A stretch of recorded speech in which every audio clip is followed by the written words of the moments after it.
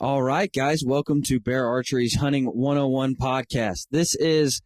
I've said this before, but this is by far one of my favorite episodes I've ever put out. I am at the Bear Archery factory here in Gainesville, Florida, with Neil Byce. Neil Byce is the hidden gem of archery. He is Fred Bear's last student, and he runs the factory here in Gainesville, where all of your bows, compounds and traditional, are made right here in the United States of America, right here in Gainesville, Florida. We have a fantastic conversation about the history and legacy of Bear Archery, the innovations that Fred Bear came out with, and just the game-changing way that he lived life when it come to archery. We talk about the factory. We talk about the processes that your compounds and your recurves go through to be made. We talk about a whole slew of things, and it's one fantastic episode ended by a very special gift that Mr. Neil gave me that you have to see. So, guys, stay right here tuned in. Even if you're not a bear guy, even if you're not a recurve guy or a compound guy, this episode is fantastic with a lot of history and legacy about bear archery and the archery community as a whole. Welcome to Bear Archery's Hunting 101 podcast, where hunters new and old come to learn and find inspiration from stories of hunts gone by. Everyone is welcome to enjoy the outdoor way of life, and there is no better time to start than right now. So let's head into the great outdoors with your host, Dylan Ray.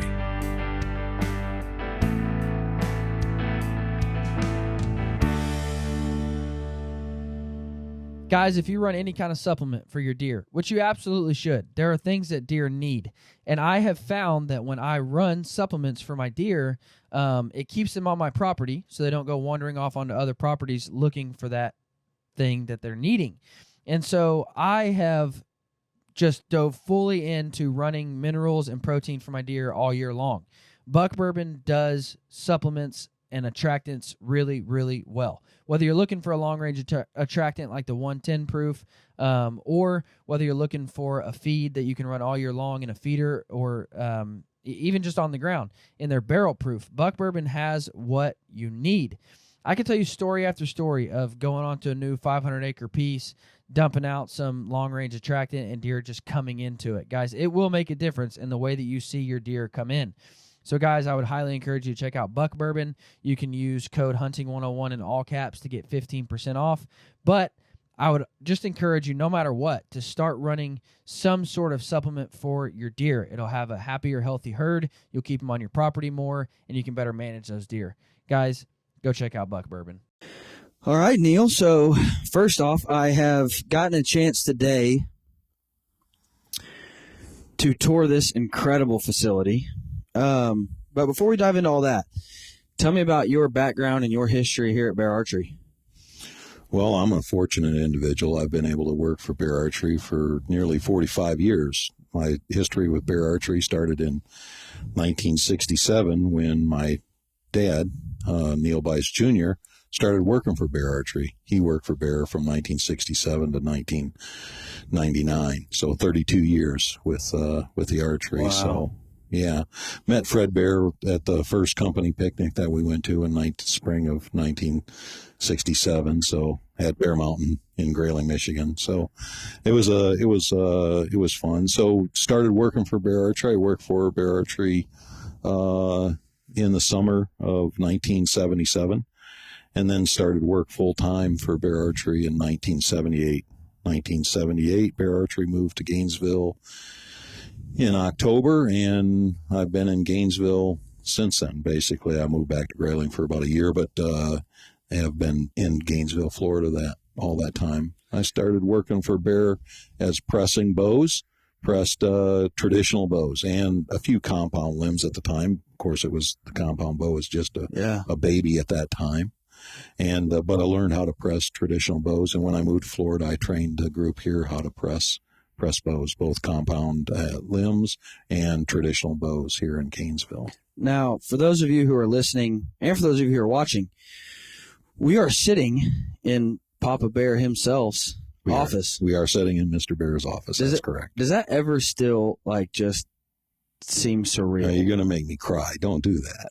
That's fine, dude. Because when I walked in here, it was almost like, wow, It makes me a little misty when I think about that kind of stuff. It's truly a blessing to be here this many years, but truly a blessing to be able to be sitting in his office and trying to uphold the candle, whatever, all the stuff that Mr. Bear did over the years. And that's something that, whether you shoot bear or not, like whether you care anything about bear archery, the archery industry wouldn't be where it's at if what happened in this office didn't happen in this office. Like, that's just to think about. Like, I kept telling you, like, when we were walking through there, like, some of these people who are working here might not have any idea the legacy they're truly carrying on, because, like, we as an entire archery community would not be where we're at if it wasn't for what took place in this building.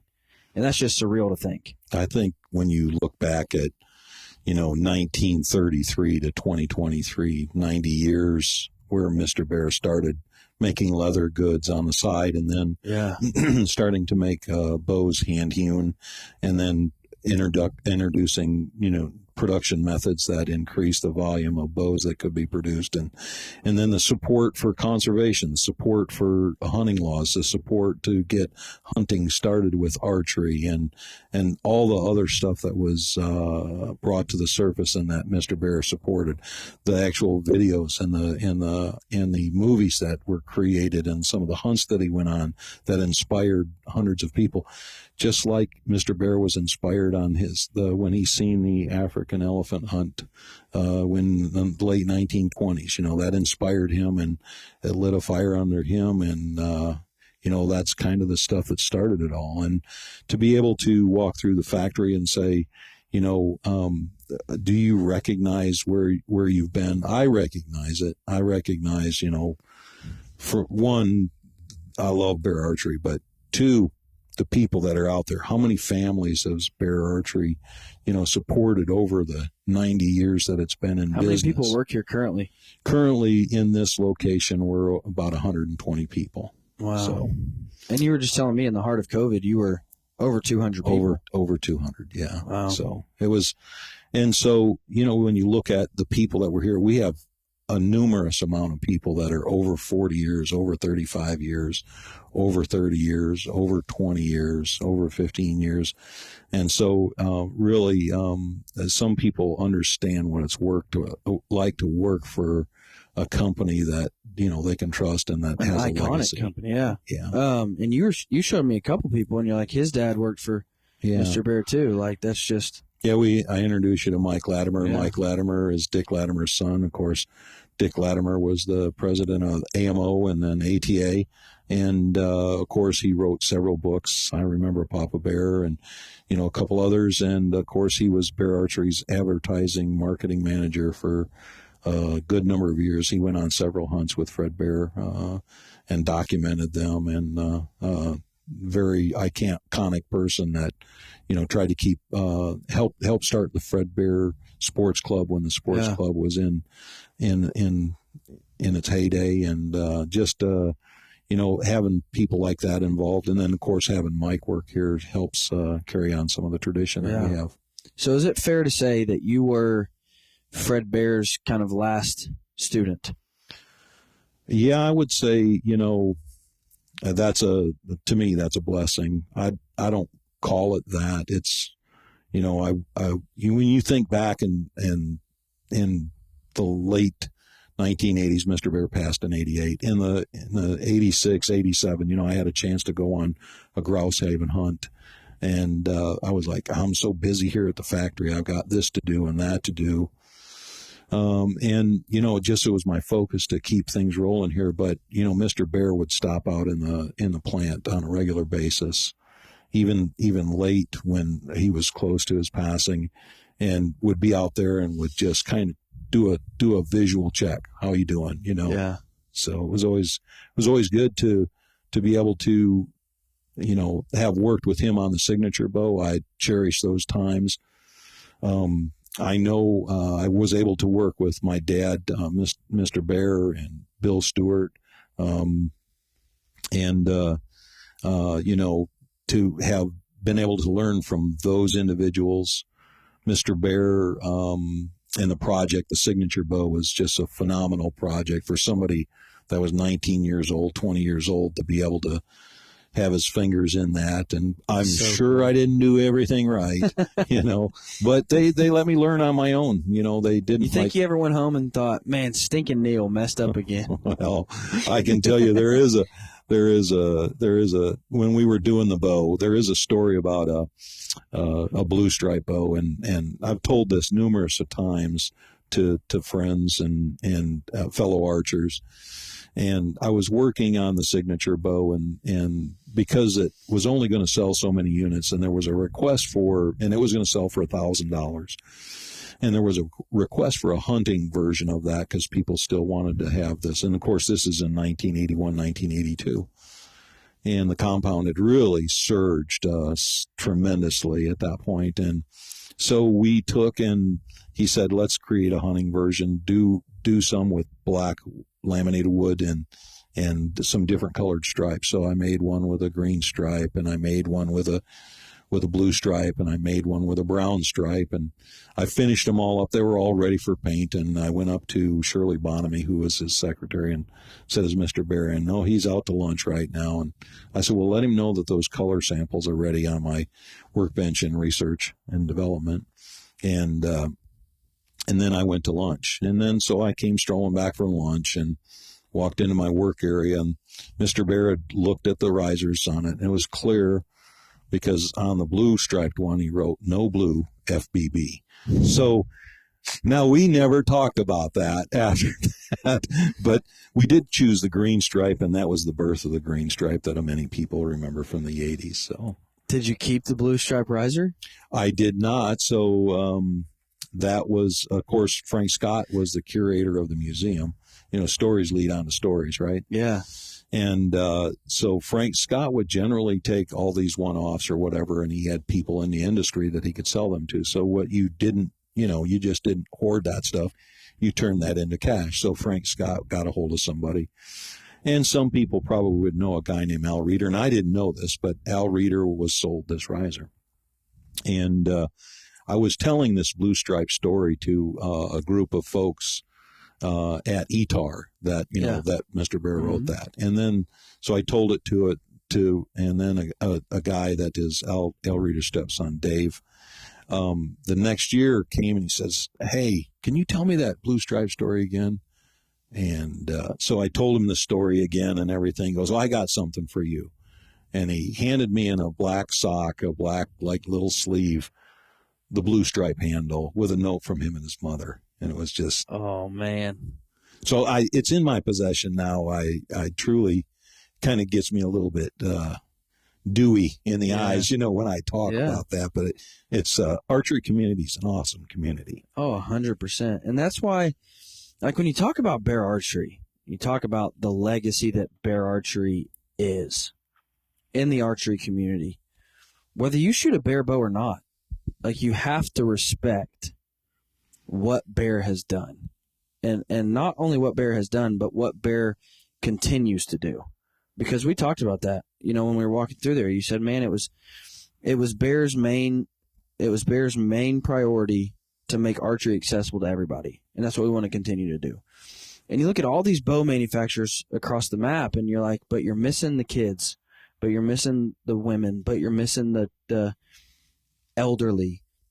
And when you look at Bear Archery's catalog, I've said this many times, but when I open Bear's new catalog for the year, I'm like, oh, there's a new bow for Tucker. There's a new bow for Harper. There's a new bow for Chrissy.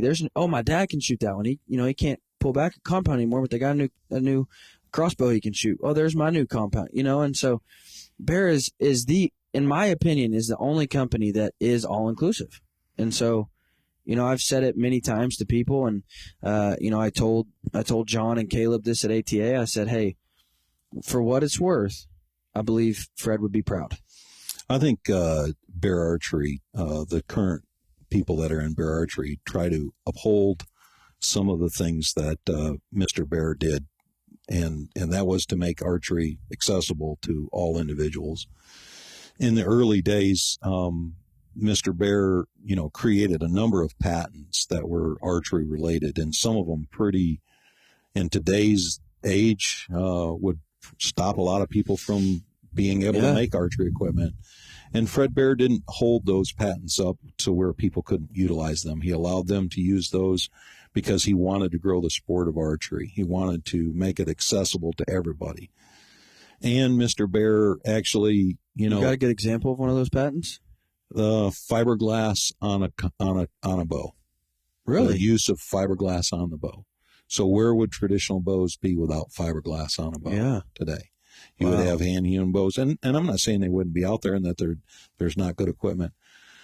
Well, what I would say is there's a number of other ones that were created out there that he just didn't enforce. Now, we live in a different world today where, you must protect your assets and all that. But nonetheless, Bear Archery still maintains. It's important to us to make sure that we're making archery accessible to youth, to women, to all facets of life, young and old, again, right-handed, left-handed, just different choices, weights, different poundages for people to pull, and of course color choices, and it's very important that we have product that supports that, sights and quivers and paraphernalia that go along with shooting archery. We don't manufacture anything, but we are an archery manufacturer that still manufactures traditional bows and compound bows in the same building here in Gainesville, Florida.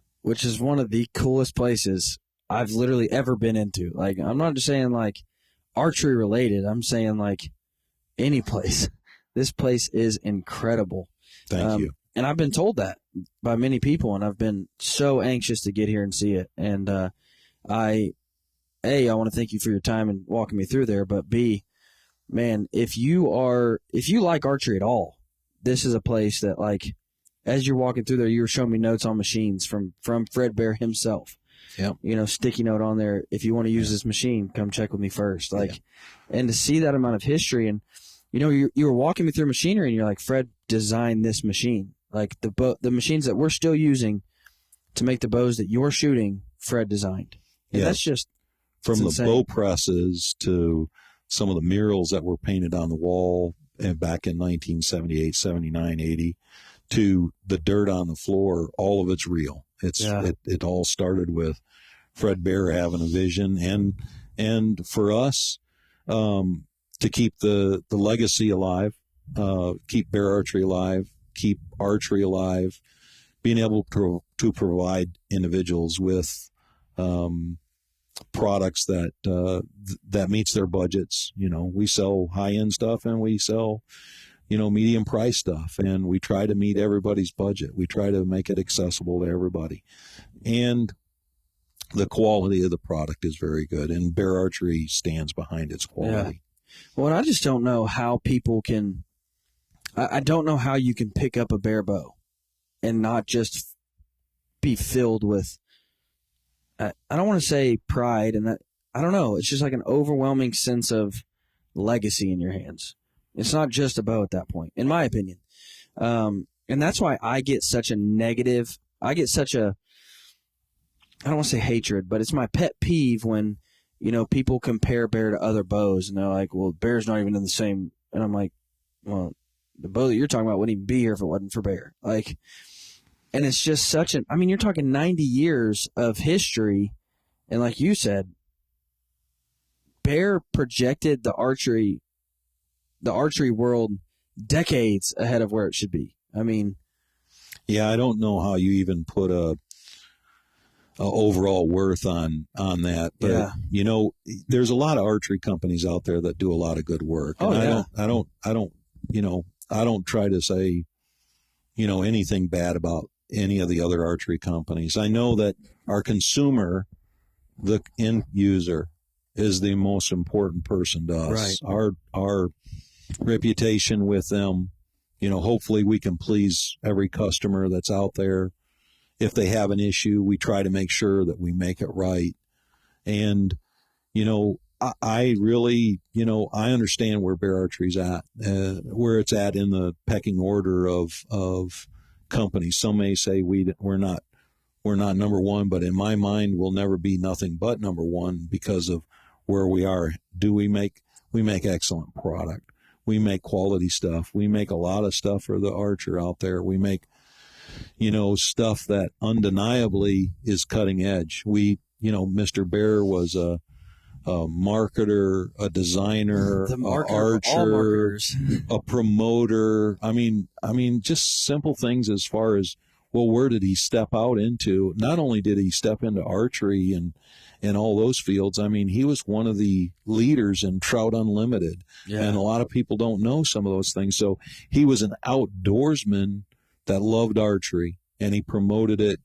I would say, I don't know how somebody could have lived a fuller life as far as promoting archery than what Mr. Bear did, because, you think about it, he ran a factory for years. He went on hunting trips, and I'm sure he had a blast doing that. I'm sure he was motivated. Did you ever get to hunt with him? No, I did not ever hunt with Mr. Bear. And I had the opportunity to hunt with him, and I was like, well, I got these bows. We're launching the new line, because hunting season, we launch new product line when hunting season starts. And so, but, I talked to Mr. Bear about hunting a number of times, but I also talked to Mr. Bear about, the quality of products and motivating people and how to be on their better side, and how to, have a conversation with folks, and how to get a judgment of, maybe they're just passing through, but we need them to do a good job, and we need to treat them like they're doing a good job, and build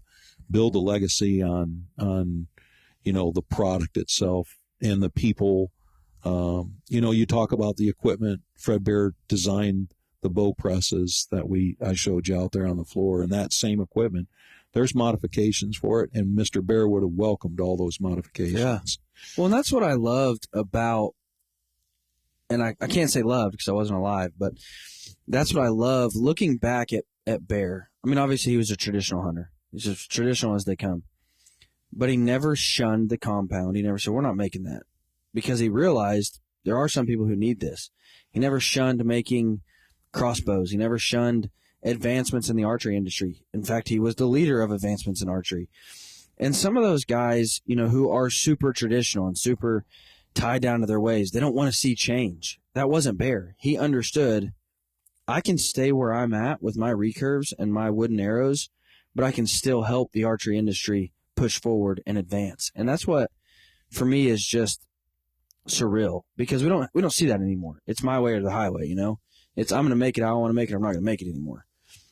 And you guys just released the Adapt Plus, which is a great bow. I got to see some of them being made. But immediately, there were people commenting saying, why in the crap make a single cam? And I just wanted so badly to comment back and say, because some people want a single cam. Like, we understand if you don't, and that's fine. But some people do. Like, yeah, I think, every bow that's out there has a place in the market. A one cam, a single cam, the cam that basically doesn't make you aware of timing. It's like you don't have to worry about timing on that. The cam systems are so sophisticated on knock travel and all that right now that the energy storage, it's just smooth shooting. And yeah, it's really smooth. And I mean, I remember back several years ago in the mid 80s when, somebody had, we put wheels on the cable guard, and then years later, somebody comes up with a, roller slide or cable guard, and it's like, that was already invented 20 years ago. So you're 20 years behind the curve. When you look at a one cam, it was, first was introduced in the early 90s. Bear Archery had the patent on the one cam and made thousands of one cams, and people followed and then were licensed. And, the thing is there's a place for the one cam. There's a place for traditional bows. There's a place for binary cams. There's a place for two cams. There's a place for crossbows. The biggest thing is, those places are for people that need them or need to use them. And at the end of the day, aren't we all trying to promote archery and make archery accessible to everybody? Shouldn't we all be? We should be. We should be. I mean, some that's people. I kind of only see it from those eyes because I don't focus on what, I focus on what we should be trying to do for the industry and not who's trying to not support the industry. I want to be a focus on what's right for the industry. Which, don't get me wrong, like I understand and I appreciate brand loyalty. I do. If you like shooting another bow and you're loyal to that brand, so be it. I mean, everybody in the industry makes a good bow these days. It's a Ford 150 or a Chevy Silverado or a Dodge Ram. You're not going to pick up a bow that's manufactured today and it just not be a good bow. You're not. They're all good bows. I understand brand loyalty, but I don't understand bashing other people because they come out with a single cam or because they put a cable slide instead of a roller guard on it. I don't get that. Yeah. And that's, it was really when I started working closely with Bear that started offending me, because I remember like the first year I started working with Bear and we released a new bow and people, just talk crap on it. And I'm like, well, you know what? That kind of makes me mad because my buddy Ryan Schutz worked really hard on that. Like, for a year and a half, 2 years, he was working on that bow that you're bad-mouthing. Like, then you come here and you see all these hundreds of people working on that bow. Like, you're not only saying, like, oh, it's not a good bow. Like, you're taking away what all these guys worked for 2 years on. Yeah. And that just, I'm not okay with that. It's tough. It's tough when people say things that aren't necessarily correct. And, right. Oh, 100%. And the best thing to do is, you know what? Just make sure you have the support out there and keep on pushing your product, because everybody's entitled to an opinion. I mean, even if they're wrong. If everybody's entitled to an opinion. The thing is, for Bear Archery, 90 years is a lot in its own, and it's had a number of different owners. The current owners, Escalade Sports, owns Bear Archery, and I tell you, they've been really good for Bear Archery. And, as far as setting a path and trying to, keep the path. And one is making archery equipment available to everybody and holding costs. You have that Adapt bow, the Adapt Plus bow, with those features at those costs is phenomenal. It's a one cam that shoots really well. It's decorated well. It actually looks really nice. It has accessories on it that are impeccable, and it just is a really, really nice package for the price. And that's one of the things that's accessible to all for a price. Yeah. And so, it's pretty hard to argue, for anybody to argue that value is not there, because that value is there. Yeah. Well, and that's what, you look at Bear's quote unquote midline or budget bows. Dude, the Legend XR, I would put up against any flagship bow that costs That's thousands. An awesome bow. That's an awesome bow. The Alaskan, I would put up against any bow you wanted to shoot it against. I would put it up against. Yeah, they're obviously our product is geared for the hunter for the most part, but in a hunting situation, those products are, bar none, really, really high quality products. Yeah. For the value that you're getting with them. Well, I remember when I got my wife's Legend XR, I remember setting it up, shooting it, and then being like, why in the crap wouldn't I spend $600 on this bow? When I mean, gee, like I was just blown away at what I got out of the box. Really, really nice shooting bow. And I think our sales have, shown that if somebody shoots it, they're like, wow. Again, you're not gonna get somebody to probably trade out if they're loyal to another company, which is fine. But at the same time, we're trying to grow the archery base, and so moving people that haven't shot archery or shot archery in the past, or they're on a fixed income and they can't spend $1,000 on a bow only, and being able to provide that product that is for maybe a gun hunter that's really looking to get into the sport. Yeah. And just really just think about it as growing the sport of archery, and really just, would I be happy if everybody shot bear? I think one of the things that keeps you honest is having some competition. That's okay. Yeah. You really need to, but again, Fred Bear didn't have a ton of competition, and he was always pushing the envelope, new product. And if you look at our product year after year after year, we're making changes, we're making improvements, and so a one cam, it's not the one cam of yesterday. It's got features. It has features on it that are better than one cams were several years ago. So we just keep on, when you look at all those features and benefits for cost, we want to make sure that the customer is getting value for their dollar every time they go to the store. And they are. Like that, they 100% are. And that's what, I get that comment a lot. Like when I go on an elk hunt or whatever, people are like, man, I wish I could afford that. And I'm like, dude, you're holding a bow that cost, with all the accessories, $2,500. Like you could have easily bought a Legend XR, saved yourself $1,200 and gone on an elk hunt. Like, yeah. And that's what, I've gotten the pleasure of becoming good friends with Chuck Adams. And that's what he says is like, I want to spend more time going on hunts, more money going on hunts, not on equipment. Like, so why not buy a bow that's going to, in the Alaskan is what he shoots, why not buy a bow that's going to kill anything I want to kill with it? Yeah. And then spend more time and money going on hunts. Right. And that's what, a lot of people have that negative mentality, that negative mindset about bears. Well, that's for beginners. Like you start with bear and then you graduate to something else. And I'm like, really? Because Chuck Adams just killed 2 world records with his Alaskan.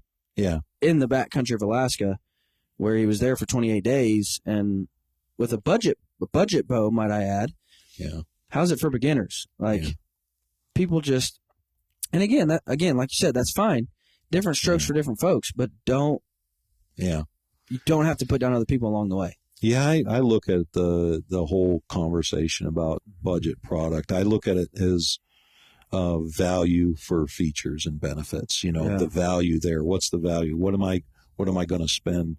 And obviously, I would say Chuck Adams could shoot any bow that he wants to shoot, right? I mean, there's nothing holding him back on any of that stuff. And he's an honorable individual. He really gets things done when he's out in the field, and he's dedicated to that. Yeah. But, and he could shoot any bow that he wants. And over the years, I'm sure he has. And what he's shooting now is some of our product. And he recognizes that it's a good shooting product. And I would say that it's always good to have people like that are out there shooting your product, and you benefit from that because it isn't all about I shoot the best or whatever it is. I mean, right. There's 100% right. There's people out there that they see a Corvette, they want to drive it. They're never going to drive that Corvette, but they're going to drive, something in the Chevy line or whatever it is. And so, when you look at a brand like Bears, and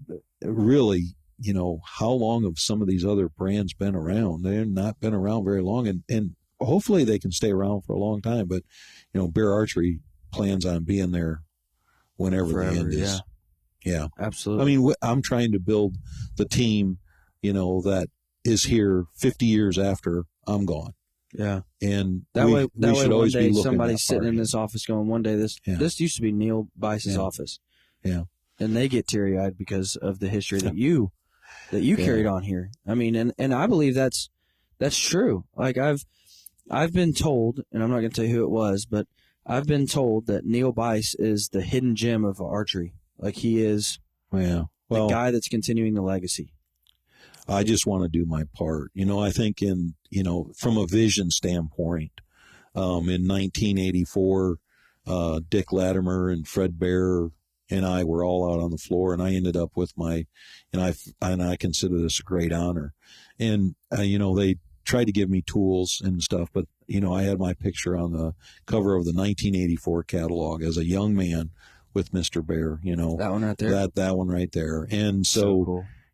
I didn't realize the value of that, and the people that helped me with some of my tools, but then the dedication to really understand, what all that what all that meant. You know, when you're young, I want to Take it get for things granted. done. I want to get things done. I want Speed through it. Yeah, get me to when I say the next level, I mean, like, let's get on to the next project, you know. Well, and some people, like, they miss that. Like, they just, I don't know if you've had the pleasure of meeting Harv Ebers. Have you ever met Harv Ebers? Maybe not. He was one of the founding members of Pope and Young, right along there with Fred, and served on the first boards with Fred, and hunted with Fred a couple times. But he's the one that taught me how to shoot a recurve.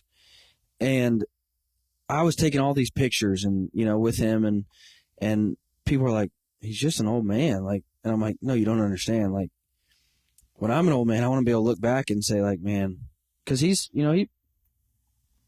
probably won't be with us much longer. I mean, he's 85 years old. Yeah. And I want to be able to look back and say, no, that's the guy that taught me how to shoot a bow. And that's the guy that, founded the conservation organization that, not founded, I shouldn't say that. That'll offend people. That helped found the conservation organization that protects us as bow hunters. Like, I want to be able to hold on to those pieces of history. Like, I hate to tell you this, but you're going to have to take a picture with me after this. But like when I go shoot with Tom Klum, in Denver, take a picture with him every time. And just because I want to be able to hold on to those moments, because those guys are iconic in hunting, and I want to be able to keep those and cherish those. And so I love the fact that you started working for Fred and now you're here, like in his office, carrying on the legacy. And that's what, I've gotten to hear so many stories about Fred and just his fun way of life, if you will. Especially from being in the Pope and Young organization. A lot of those guys run with him and ran with him, I should say. But Harv one they're time, all storytellers. Oh yeah, they are. Harv showed me a postcard, and it was a world record that Fred had killed. Well, Harv killed the world record 4 days before Fred did, and so he gets back home and he's unpacking and everything, and he gets a postcard. And it's a picture of Fred with that world record, and it says, "Not a giant, but will feed a hungry camp." But it had just taken his world record, and so he's got it hanging up there on his wall. And like, it's just that type of thing that, like, I want to hold on to and cherish. Like, I want to keep and remember. And anytime a buddy does something funny with that, I save it, because I'm like, what if one day that guy's no longer with us? I want to hold on to those memories. And so, man, I admire what you do here. I really do. It's fun. I mean, I bet. really, there's, I was able to take you through the facility and show you some of the stuff out on the floor, but there's so many hidden treasures inside of this facility and inside people. And knowing people, like your friend that you mentioned there, and, the archery community itself, the archery community itself is phenomenal. Oh my gosh, yes. It really is. Guys, I'm an arrow junkie. I love arrows. And I have found a fondness for deer crossing archery. Everybody makes a good arrow. I'm not saying that anybody out there makes a bad arrow. But what really sets deer crossing archery apart is when I call them, I'm going to get, the owner on the phone. I'm going to get the guy that's building my arrows on the phone, and they're going to walk me through a complete custom build. They're not shipping me a box of arrows that they ship out to everybody. I'm going to pick my knot colors, my fletching colors, my wrap colors, the fletching configuration I want on the arrows. Not only that, I'm going to walk him through my setup. I'm going to walk him through what I'm looking to get out of the setup. I'm going to tell him total arrow length I want to be hitting, total arrow weight I want to be hitting, total insert-outsert weight I want to be hitting, FOC, and he's going to custom build a set of arrows and send them to me.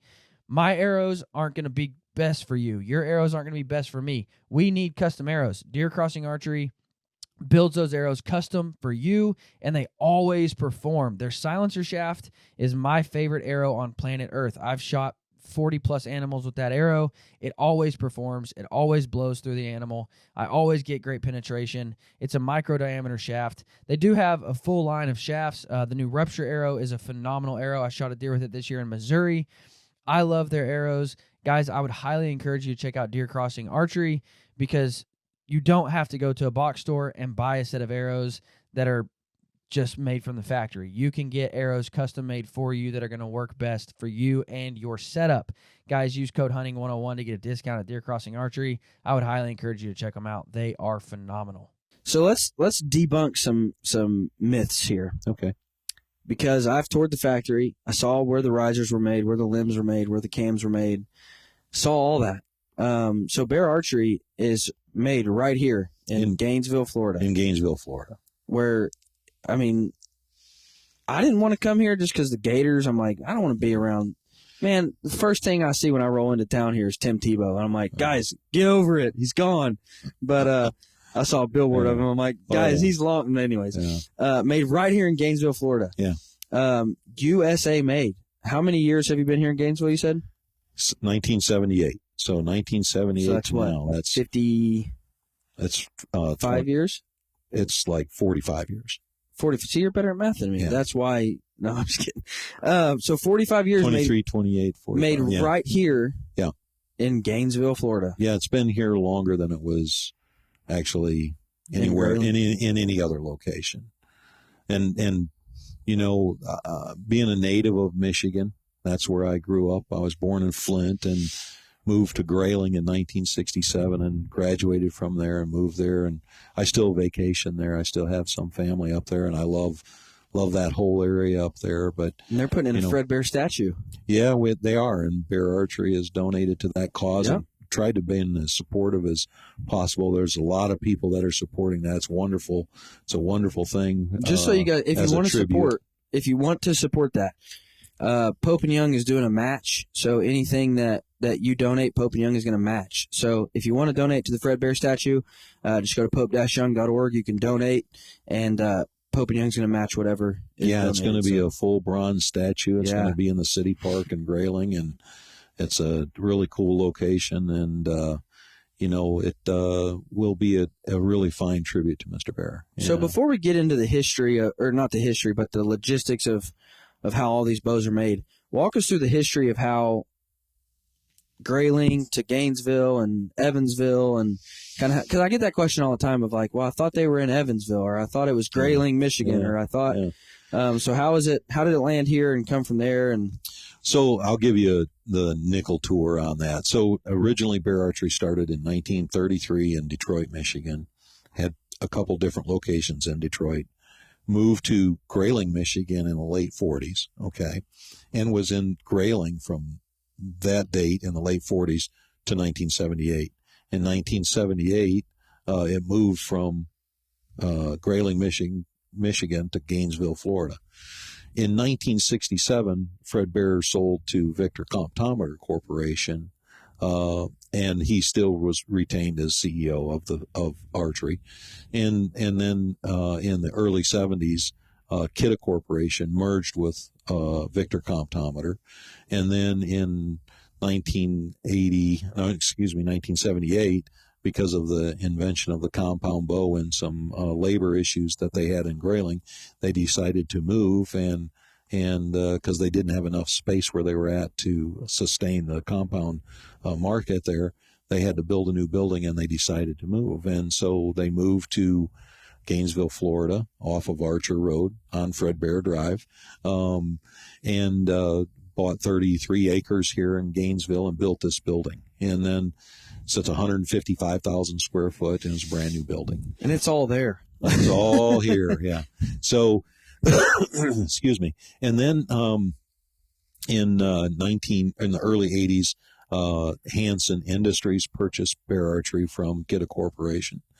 And then in the 1990s, mid-1990s, Hansen sold to USI, which was a conglomerate of the U.S. Hansen individuals. And they bought, and then they sold within about a year and a half to Fenway Partners. Fenway Partners owned us until about 1999 and sold to Palmer Industries. And in 2003, Escalade Sports bought Bear Archery. So Bear Archery's been owned by Escalade Sports for 20 years now, just this last June. So that gets us to Escalade Sports. Escalade Sports was originally Indian Archery, but it's Escalade Sports. And so there was a heritage of archery, and they wanted to get into archery again. And so bought Bear Archery, and all of the synergies of accounting and all that are in the Evansville area. And some of the product managers and designers are in Evansville, and the general manager, John Linnae, and our sales staff is in Evansville. So everything in Gainesville is manufacturing and purchasing and shipping. Everything in Evansville, at our Bear Archery location in Evansville, is our general manager, our sales force, our order entry, our design engineering team, our marketing, and our product managers. So clearly we work well from a distance, but basically we're the You want to keep some of those guys at a distance. Well, I didn't say that. I'll say I like working with all of them. I think we actually have a pretty good crew, and I like working with John and Jeff and Ryan and James and David, and those guys are a pretty good group, and Caleb Sorrells, all those guys are pretty good guys to work with, and pretty good. Yeah, we have mutual respect for each other, so doesn't mean we don't give each other the evil eye every now and then, but we try to keep each other straight and make sure that we're still keeping archery and some of the factors that Fred Bear created and years ago that make it available to everybody. And really trying to keep that serious, but at the same time have a good time working with everybody and build a good family. So with Bear Archery being in Grayling, what makes the Grayling green, what it is? Like what really set that off? Yeah, well, when we called it the Grayling Green, I'm sure it was just like several other things. I'll give you a couple examples. So Bear Archery had green glass, and it was something that we were like, okay, so what can we do to bring back a product that would be representative of some of our history? And obviously, I think it was in 2012 that we came out with a Grayling Green Super Kodiak, and it was a big hit for us. We use African Babinga hard ones, but we brought back the Grayling Green glass. We went and looked at a green bow, and obviously over the years there were several different greens that was produced by Bear Archery, but we picked one that was from 1965.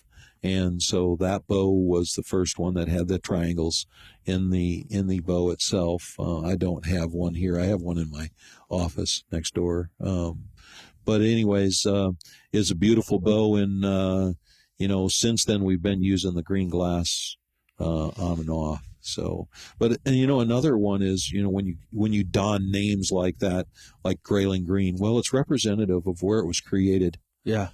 And it's a piece of history, and it's nostalgic, and it's something that people like to see. It's desirable. And so that's one of the reasons that we brought back the Grayling Green. And then like the 59 Kodiak, when the Kodiak was designed in 1959, nobody called it the 59 Kodiak. They just called it the Kodiak. Yeah. And it wasn't until years after, that was one of the best shooting bows and that Mr. Bear did. And it was an iconic year. You think that's still the best shooting recurve you can hunt with? I mean, the takedown is this is all shooting preference, but light in the hand, easy to shoot, that it is. Yeah. But again, I love shooting that bow. I mean, I'm pretty accurate with that. How many, you said, where'd that one bow go? Right there. Yeah. How many arrows you say you have on that bow right there? Over 20,000. That's awesome. Yeah. And it's still going. Yeah. What year was that made? That was made in 2012. You've done a lot of shooting. A little bit. I don't shoot like I used to shoot. I'm getting older in age and a lot of projects that we want to complete and everything. But, the 59 Kodiak at that time, it was an iconic year. That's the first year that Bear Archery used exotic woods from overseas in their bows, and it was the first year that the Bear medallion was actually placed in the bow. Really? So 59 was an iconic year. Well, and just so people know, like, I told somebody the other day, they're like, hey, should I buy this bow? They sent me a picture. I'm like, yeah, that's a 59 Kodiak.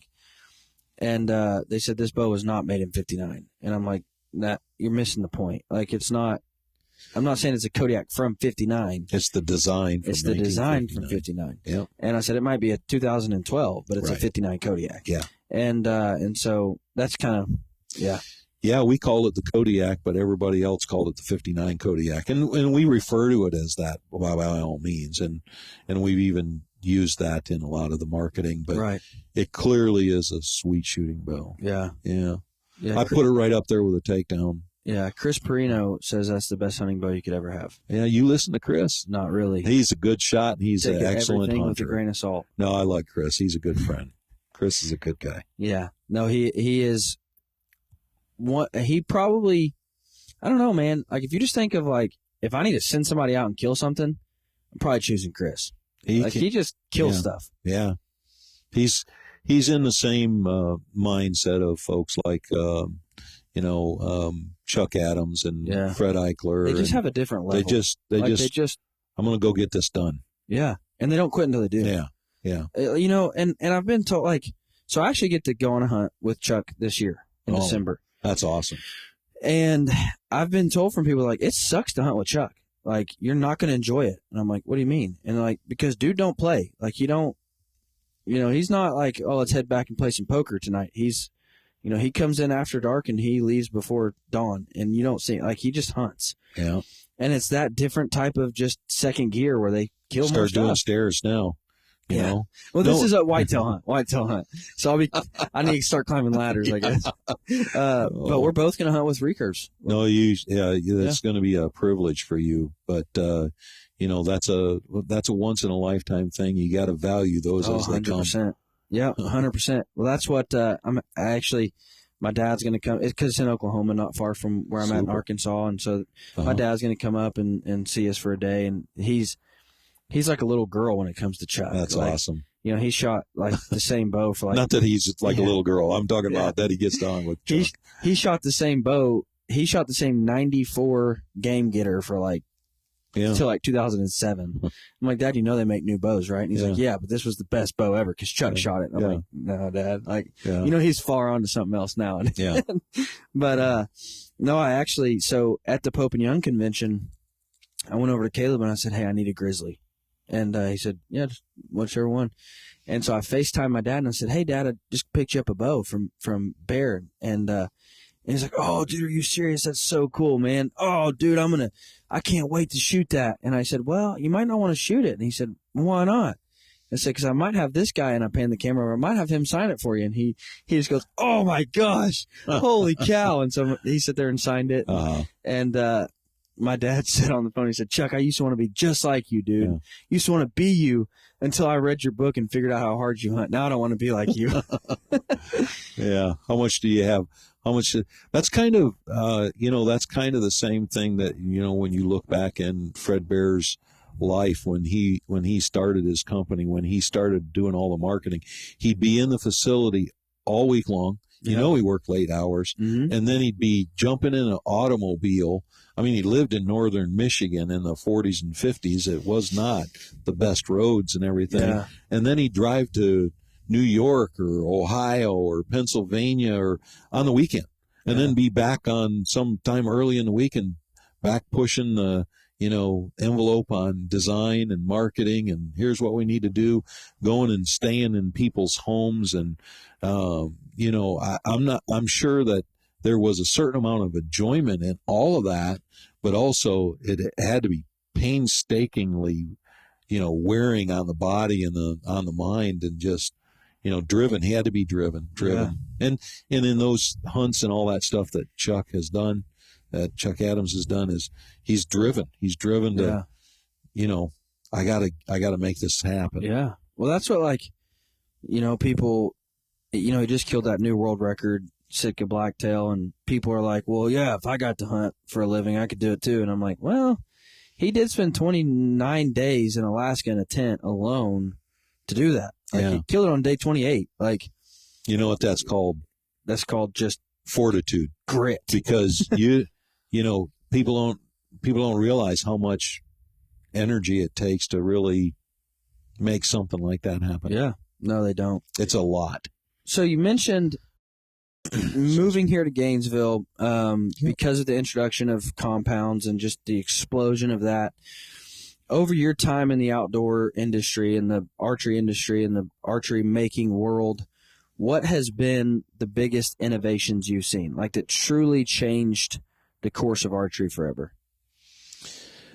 Well, I think when I think back of some of the things that I've seen, we had the Delta V, which was a bow that we did in '83 that was super fast and super loud, and it had modules on it, and you changed draw length by the modules. Unscrew them and screw another draw length on. I think that in itself, I'm sure that it wasn't the very first situation out there, but it was a true draw length change just by switching the modules, not by adjusting the slot in the cam or something like that, or changing your pigtail length on a cable or something like that. And or changing the actual cam size itself. I think that was a big piece. And then I also think that, us, Bear Archery, purchasing the patent from Matthews, from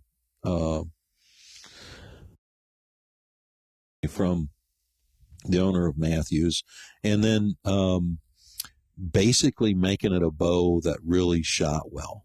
Yeah. And then moving the industry, because it changed the development that Bear Archery put into that made it a really nice shooting bow, and everybody was shooting them.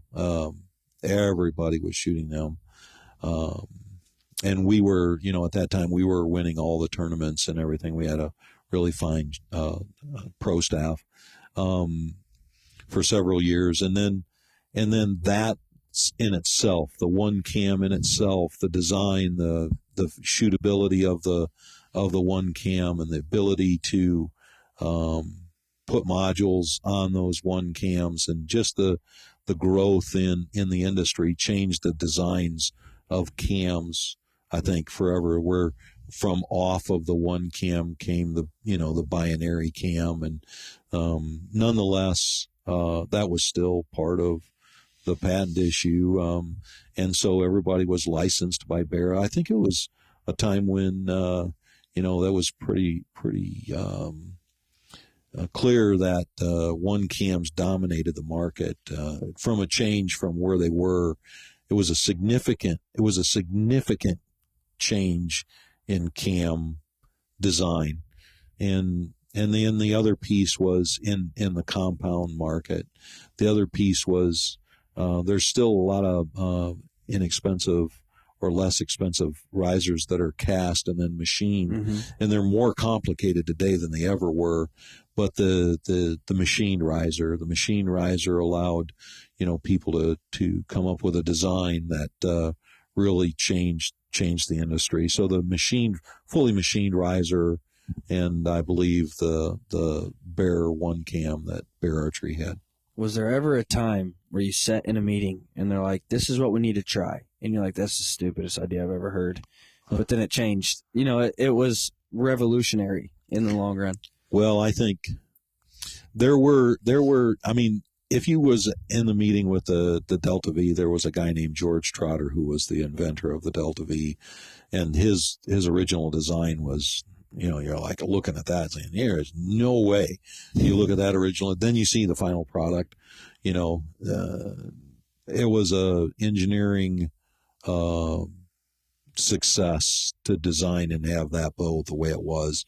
It was loud, and I think the industry couldn't get over it at the time, and it probably still would be loud if it was designed exactly like it was. But at the time, a bow, when they did ratings at the time, it was, the ratings were way different than what they are now as far as arrow speed, but it was 245 foot per second out of the box, which was totally unheard of. And that was just, that was 9 grains per pound when they were shooting those speeds. So 30-inch, 60 pounds, 9 grains per pound, 245 foot per second was just phenomenal at the time. So, but it was super loud. And then there's other things I can remember, at one point, us having the ability to maybe look at Whisker Biscuit before it was Whisker Biscuit, and people looked at it and said, "Nah, I can't have that." Now Bear Archery ended up buying Carolina, or Escalade Sports. Bear Archery ended up buying Carolina Archery in 2006, and of course that's, everybody knows the Whisker Biscuit. That arrow rest was a huge success from day one.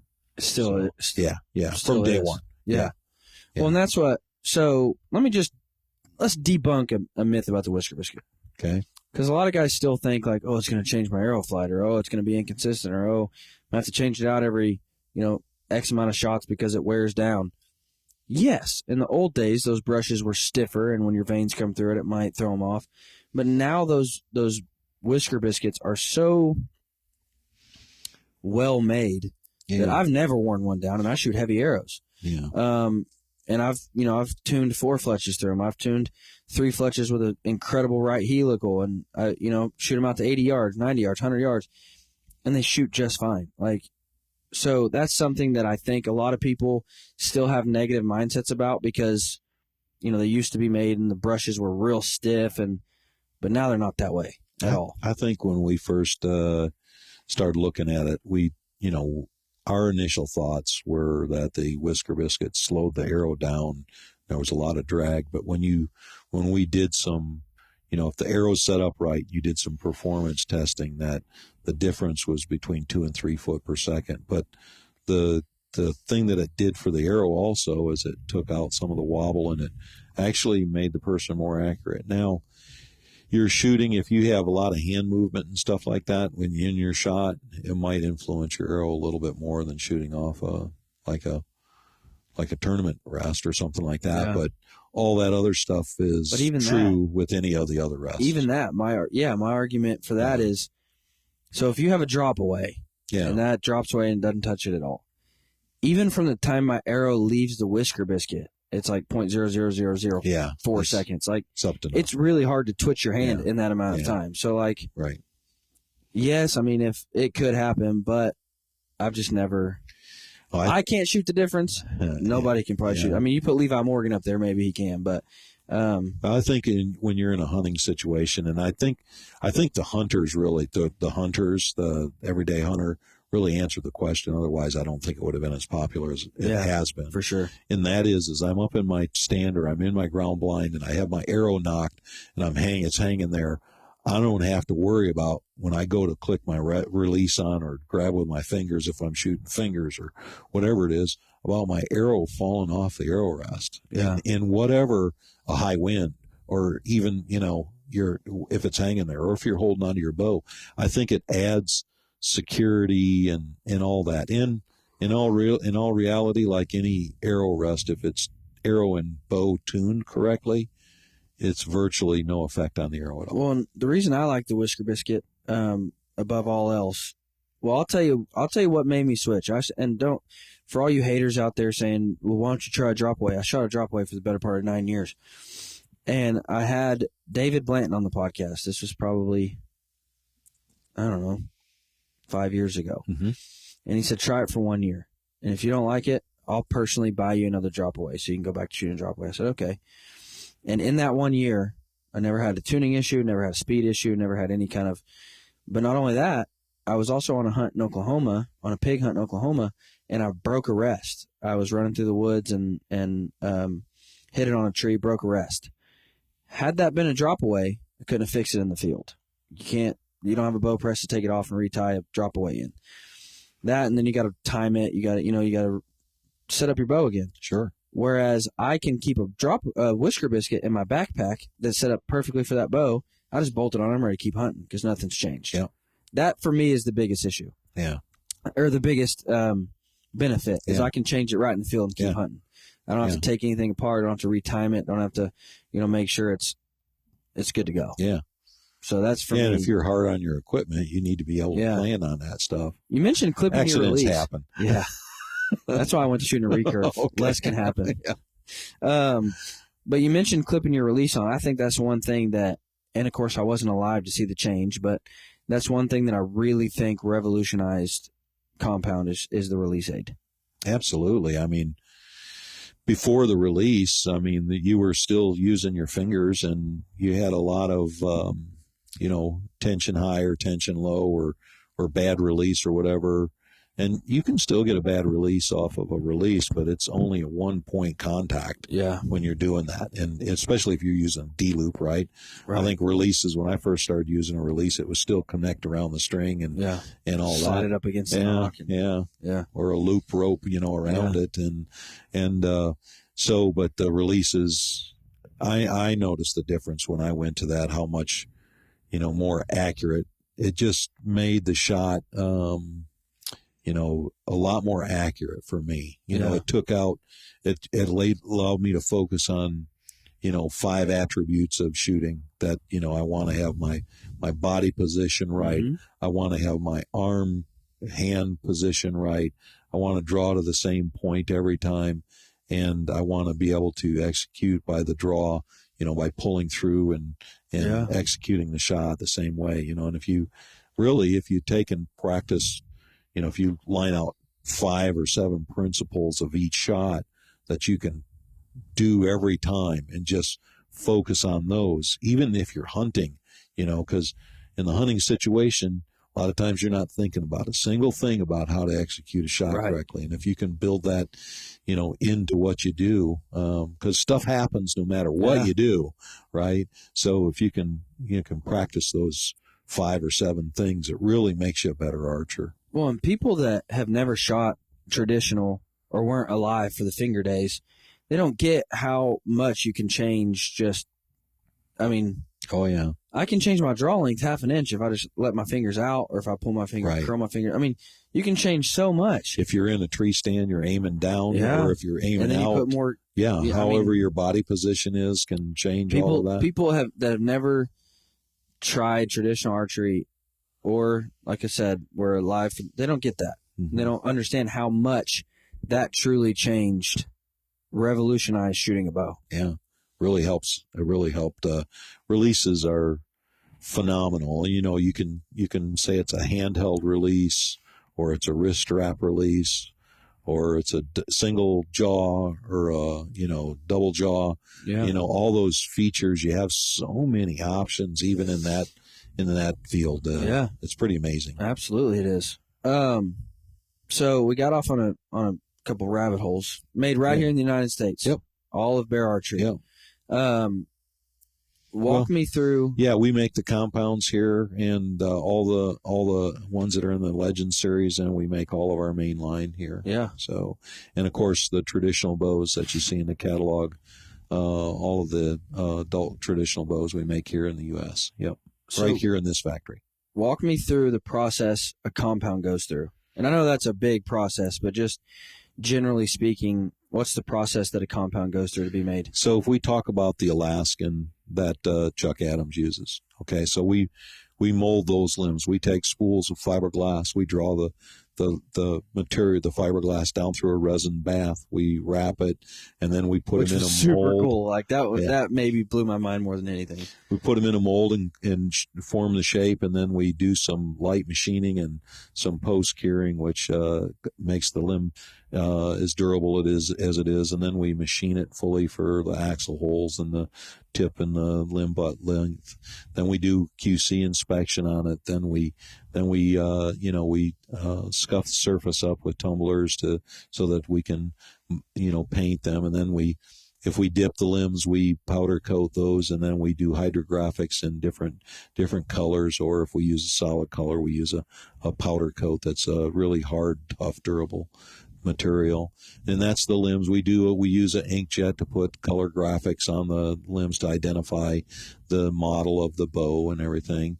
And then on our cams, we bring in 12-foot bars. We cut them up into machine lengths, put them on a machine. You literally showed me like a pallet of like big metal, and you're like, those are going to be your cams. And right. Like, no way. Yeah, some of them, they start with, maybe 3/4 inch thick that we start with, and some is 3/8 inch thick, depending on what bow model goes on. But we cut them up into machine lengths, and then we machine them fully, and then we tumble them, and then we send them to an anodizer to put the anodization on them. And some of them we engrave our markings on them, and some of them on the CNC, and a lot of them now we actually put them on a laser and laser mark the cam so that you know where the adjustments, the draw length adjustments are.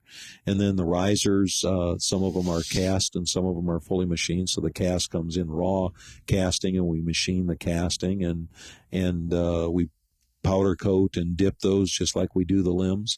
And then, and then the fully machined ones, they come in just a block, a forged block, and we fully machine that. Our execute is a fully machined out of a forged blank and fully machine those. So those are all made in-house here. And of course, we don't make the aluminum here, and we don't make fiberglass here, but we mold fiberglass limbs here. So there is one, we do a few bows that we do by glass billets, pultruded glass billets, and we do grind them on our CNC. So we machine those here, and we do all the colorization or hydrographics, camo processes here, or the colors. We do all that here, and the labeling here, and then of course we assemble all that here, and we ship from here. So that's the compound. So for all you people who want to shop made in the USA, you can't get more made in the USA than that. Yep. I mean, I saw the whole 100%. process. Yep. I mean, it was insane to see. You literally showed me metal blocks and said, "That's going to be your bow," and I'm like, "Dude, you're nutty, you're in squirrel turds." Yeah. And then you walked me through there, and I'm like, "That's my bow." Like, that's where it's going to be. Oh my gosh, it was crazy cool, Yeah. and just the amount of and it goes back to exactly what you said earlier. Bear is not only changing the archery industry, but you are just in this facility. You are hiring 120, 150. In the heat of things, 200 people a year. And those are the people you're supporting by shopping made in the USA. Yeah, we really, when you say made in the USA, you're supporting USA workers. And, we have to be honest, we do import some things. Some of our stuff is imported. But, as far as the industry goes, our compound bows and our traditional bows are all manufactured here in the U.S., here in Gainesville, Florida. Made in the USA. So even if you hate the Gators, you got to shop. Well, it's hard, coming from Michigan, I know I'm speaking to the USA here. I was a Wolverine fan for years. I still am. But it's hard not to be a Gator living in the core area of Gainesville here. So. I was born and raised a Razorback. Yeah. Still I am. Yeah. But the thing about being a Razorback is we don't have any rivalries because we suck at everything. So I don't have to worry about it. No. they actually have some of the sports teams are doing pretty good. Yeah. So really, and I enjoyed seeing the compounds. I'm not saying that, but what blew my mind was the traditional bows, because traditional bows are a work of art. I mean, if you look at each one of those, there's just something special and unique about each one of them. And I sent a video clip to one of my buddies of the facility, and he said, "Are you seriously telling me every bow is handmade?" And I said, "I am." There's not one bow that is just coming out and you guys. So until you see it, a lot of the methods that bowyers are using out there are the same methods that Fred Bear developed 50, 60, 70 years ago. Again, this is a 90-year-old company, right? But talking about Bear Archery, we start with wood. Some of it's imported from Africa. Some of it's imported from South America. Purple Heart's from South America. Shadua's from Africa. Babenga's from Africa. Macassar Ebony's from the Indonesian area. Bolivian rosewood is from South America, and then of course we use maple, and we use some impregnated maple. That's, some of it's dyed green, some of it's dyed black or dark gray or gray, and so we use some man-made materials like micarta or phenolic. And there's other stuff we use, but those are some of the materials that we use. And basically we'll take a plank that might be 8/4, which is over 2 inches, rough sawn, and we'll it might be, the board when we get it might be 10, 12 foot long and 10 15 inches wide, and we'll saw it and plane it and get it down to a workable length, cut it up into a shape, make a riser section to where it just looks like a piece of block with different laminations in it, and then we'll side sand or we'll sand it on a template. We'll cut it out. Into a basic riser shape and sand side A and side B, and Then if it's, the 59 is like really complicated, right? Because it's an I-beam construction. So you glue 3 pieces of wood just to get your basic handle. Then you cut it out, sand side A and B. Then you laminate a Purple Heart edge band on both sides of it. And then you resand that before you're ready to feather it to put it in a press. And then, so the table sanders are the same table sanders that were used in Grayling, Michigan, and a few of the other pieces of equipment that we have were used in Michigan. The presses that we mold the bows on, those presses were designed by Fred Bear. And yeah, again, I said earlier, we made some modifications to the heat and the electrical on it, but some of the hydraulic on it, but basically those are the same forms. And we use an airbag type of system with heat to aid in how quickly we can push those through the presses. They all spend about an hour and a half in the form. But then, like a takedown riser, we glue those up into the shapes and colors, and then we sand them and put them on a Richardson, and it gives us the basic grip shape. And then we cut the shelf we do cut the arrow rest shelf on a CNC machine now, so it goes in there. It gives us a rough shape, but then they just go through sanders. Everybody, we have 5 sanders that the bow goes through to get it down to where it's close to. And when you say sanders, finished. You don't mean it goes into a machine and it sands No. it. I walked through there and a guy was sanding this part, handed it off. He was sanding the next part. Right. Guy was, sanding the string path and. Right.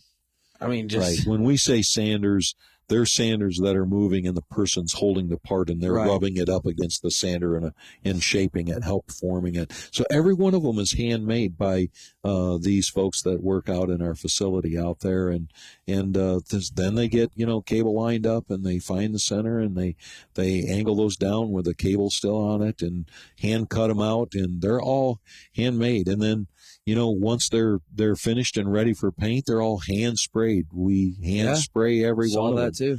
And then we serialize them. They're all handwritten serial numbers, and we use a silkscreen. Somebody's applying the silkscreen to each limb individually, and then they do the upper limb on one pass, and they'll do the lower limb on another pass, and it has to be set up different. So for all you thugs that reach out and say, I ordered my bow 7 days ago, where's it at? Give them some time. They're hand making it. They're all handmade. So, and, so it does give you a lot of pride when you see some of the luster and the wood and everything. Oh, because, my gosh. Some what of kind these. of wood is this here? That is curly maple that I stained. That is beautiful. Yeah. I used a curly maple and then a dark stain, and that's what it looks like without stain. And then, of course, you would say, it just looks like tiger stripe on it, right? So it's beautiful. And then once I stained it, then I did a real light pass through a surface, a table sander, that it would actually just skin off the light brown off of the. I'm a little bitter because I got to walk through there and see some color samples, and I'm like, dude, that's the sexiest bow I've ever seen. Oh, you've seen that one, didn't you? Yeah, the green and black one. Yeah. I'm like, man, I don't know if I'm supposed to say that, but. What? Green and black. Oh, green and black. What's that? Yeah. Oh, no. That's not in the cards right now. But no, I mean, just an incredible facility. And, I've heard that said before. And they're like, what kind of recurve do you shoot? I'm like, I shoot a Bear. And they're like, well, I just prefer shooting something that's handmade and custom made. And I'm like, they are. Yeah, they're all handmade. And when you say custom, I mean, what does that mean? You pick the woods or whatever you wanted? Because it's a custom bowyer. Now, look, there's a lot of guys out there making beautiful products. Yes, 100%. Okay, I'm not saying anything right there, but I would just say to you that each one of these bows are handmade. Yeah. Okay. Absolutely. And they are custom made because every person that makes it, we were talking about this, is going to be a little different. And that's why if you go to ATA and you're like, I love this bow, this is what I need, then you order one and the grip's a little thicker. Well, it was hand sanded. It's all Some guy had a heavier hand than the other guy. Yeah. Sorry. Yeah. No, but I mean, the thing there is that you have to realize that they are all handmade. They're all one off. There's not a string of them that, they might have made 6 Super Kodiaks in a row, but each one of them was all hand done on each operation that it went through to get it where it was. Yeah. And one guy might have had too much coffee, so he did more sanding, I mean, you never know. Yeah. What would you say the bow that you're proudest to have ever come up with would be? Well, Or work on, or help develop, or help come up with, or the Fred Bear signature bow. yeah. I mean, clearly, I told you I'd show you one before you left Yeah, I today. haven't got to see it yet. So Still think you're lying. how much money you got in your pocket? Yeah. It's not a free thing. Got to pay to play, No, brother. I'm kidding you.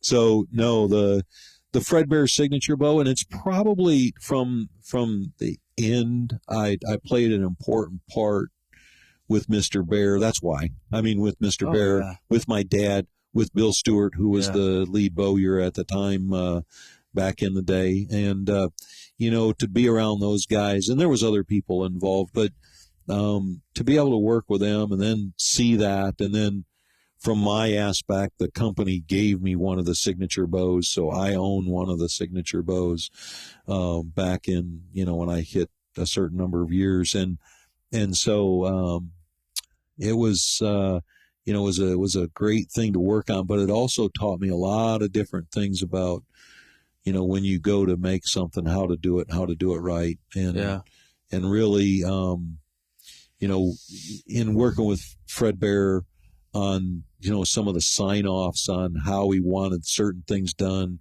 as far as the reveal or the flemish on how he wanted the glass beveled out, so you had a reveal on the different colors of glass on the tips and stuff like that. It's just really cool. So for those of you who don't know as well, the latch system on all of the bows, the Fred Bear takedowns, the mag risers, the Fred Eichlers, those are all the original Fred Bear designed latch. Yes, yeah. So on the wood handles, it's a socket glued into the wood handle, and then the yoke and the latch is attached with the spring and the clamp. But then on the metal risers, like the A and B metal riser, aluminum, and then the Fred Eichler riser, those are all machined, and then the yoke and the latch is all applied afterwards. So same ones on those bows, but nonetheless, it allows you to use a 1, 2, or 3 limb, and weights from 30 pounds all the way to 70 pound and 5 pound increments on those 3 versions. So lots of combinations. I do need to tell you that you've ruined me today too, though, because I don't want to go back home and shoot my Eichler. I got to shoot something with wood now. You know what I mean? Like just seeing that process, I'm like, I'm gonna have to go back to the Kodiak Hunter or to the. Well, that Eichler riser, the Fred Eichler riser, is a really nice shooting. It is. I mean, it makes a number 3 limbs. It's a 62 inch. It's a number. I mean, it's perfect for. What's your favorite length of bow? Let's let me ask you that. 60. 60. Yeah, I'm partial to 60. That was Mr. Bear's favorite, and I'm by no means anywhere close to how tall Fred Bear was, but I love the 60 inch. 64, I've shot a few of those. I like shooting them. They're just too long for me in certain situations. Yeah. I did design a bow with my dad several years ago. It's called the Cheyenne. I showed you that over on the rack over there. And the Cheyenne is a 55 inch because we had at the time in one piece bows, we had the 40 inch Super Mag 48. Mm-hmm. That was 48 inches. And then we had the 52 inch Kodiak Magnum. And then we had the 58 inch Grizzly, 58 inch Super Grizzly. And then the takedowns, of course, the shortest one's 56. But in a one piece, we didn't have anything from the 52 inch to the 58 inch. So we designed a bow. My dad and I designed a bow that was right in the middle, and it's 55 inch. So it's an odd one because it's an odd length, and that it's 55 inches. But nonetheless, it's really a progressive design. It's really a nice shooting bow for as short as it is, and it's pretty zippy. So if you were going to pick up a bow today and go hunting, you taking the 59? It depends. If I'm hunting locally, I'm shooting a 59. If I'm going on a trip, I'm probably taking my takedown. Yeah. I love the takedown too. So it's hard to beat. I like the 60 inch. I like the B riser. There's 2 ways to get to 60 inches. B1s or A3s. B1s or A3s. Yeah. So, if you like the lighter handle, longer limb, you're shooting the A with the number 3s. If you like a little bit heavier riser with, a little bit stiffer limb, you're shooting the B with number 1s. So yeah, that's super cool. What's your favorite couple more questions and we'll wrap it up. It's hard to have a favorite when you're around so much over such a long time, because the favorite is, I feel like a movie critic. It's my new favorite movie. Whatever, dude. Your last favorite one was the last one that came out. No, really, it's hard to, get into. It's hard to overcome the 59, but there's plenty of bows that I've shot that I like. Yeah. But, the 59 is really one that I like. And the takedown is one that I like. I like the little grip that we used to do on the takedown, and I like the Type A grip that we did on the 50th anniversary. It really just, it's a full hand, but it just really, it allows me to shoot really good. Yeah. What's your best memory with Fred, or about Fred, or about his legacy here? Well, it's probably, when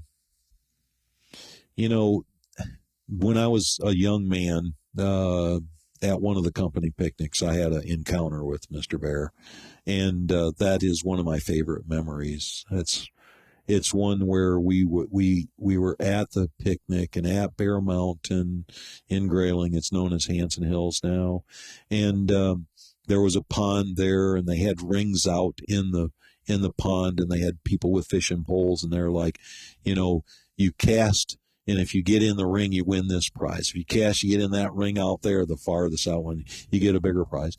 And so, Mr. Bear came over to me by chance. Okay, I don't know if it was by chance or not, but, he was just commingling with all of the employees. And he just spent a few times. He said, you need some help, and I'll show you.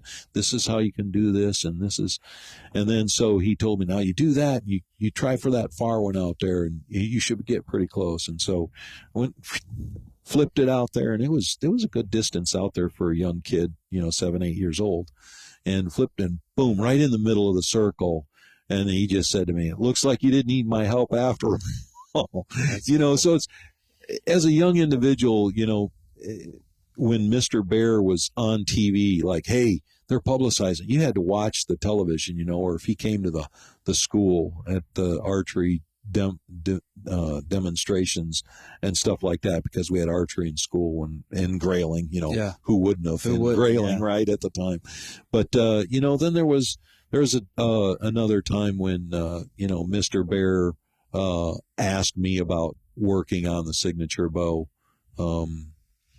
after somebody else had, and he brought me in his office, and we just talked. I don't even remember the whole conversation, because I was kind of like in a delirium of, here's Mr. Bear asking me questions. I'm a young kid, and I wish I could have recorded the conversation but just asking me, what I wanted to do, and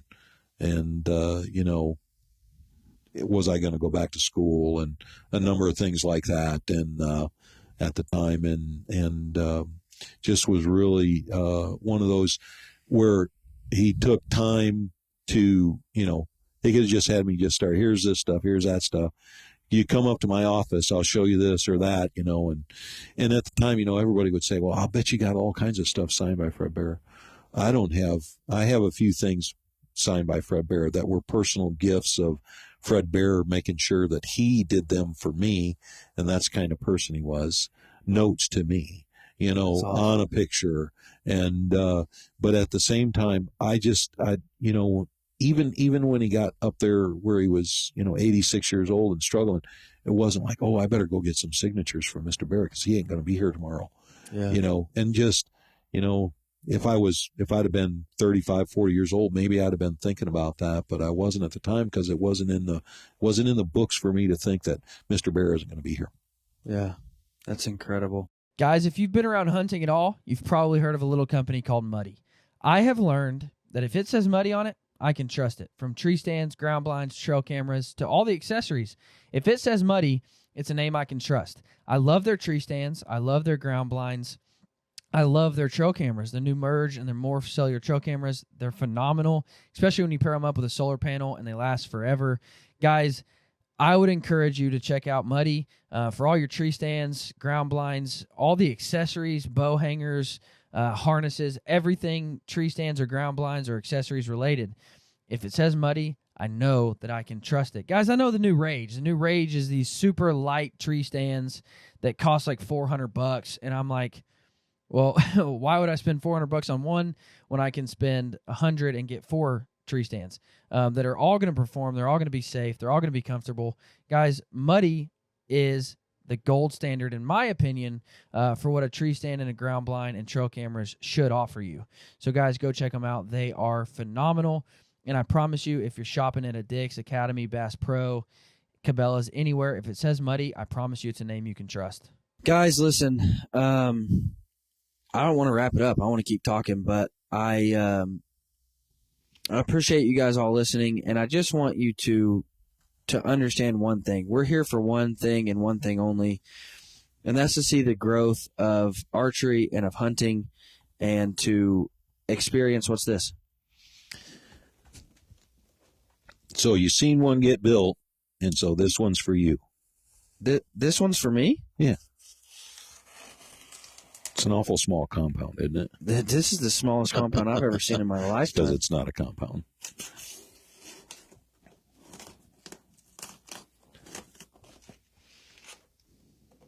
Which one should I open first? I don't know. Let me see. That one.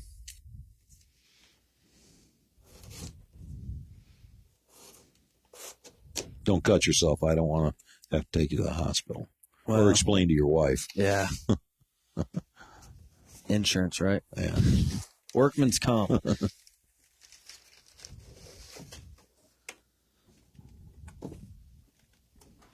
Oh, my goodness. So that's for you. Are you serious? Yeah. Wow. Well, maybe you can shoot something with it. I'll try to shoot something with it. Now, if I shoot something with it or not, that's... I said maybe. My gosh. Thank you so much. Now I got to see what kind of limbs come with it. You're going to have to find limbs. We did. No, I'm kidding. I think I'm trying to cut into that cardboard there.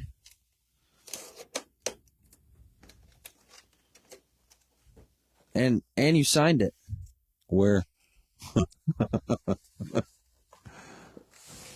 Well, we try to make it memorable.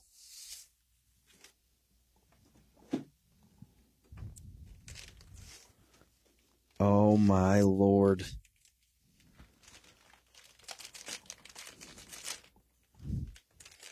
I'm going to go kill a gator with this today. Wow.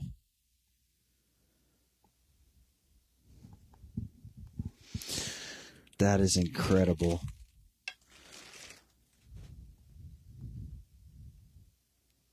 Thank you so much. Oh, you're welcome. Thank you so much. No problem. One day I'm going to be showing people this saying Neil Byce from Bear Archery made that for me. So you can say that you came here, you've seen how they're made, and now you have a piece of what was made here, and again, made in the USA. Right here in the USA, in Gainesville, Florida. Guys, listen, whether you like traditional archery or not, whether you are a Bear Archery fan or not, I think that there's something that can be learned from this, and that's we're all in this together. Like, it doesn't matter. Doesn't matter what you shoot or how you shoot it. Just encourage everybody. I can't even speak right now. Why am I even trying to talk? Guys, thanks for listening. You guys have a great week. If you're not watching, tune in so you can see this bow. I'll post pictures of it, obviously, online. But if you're not watching, you guys got to see this bow. Thanks so much. You guys have a fantastic week. Thanks, Dylan.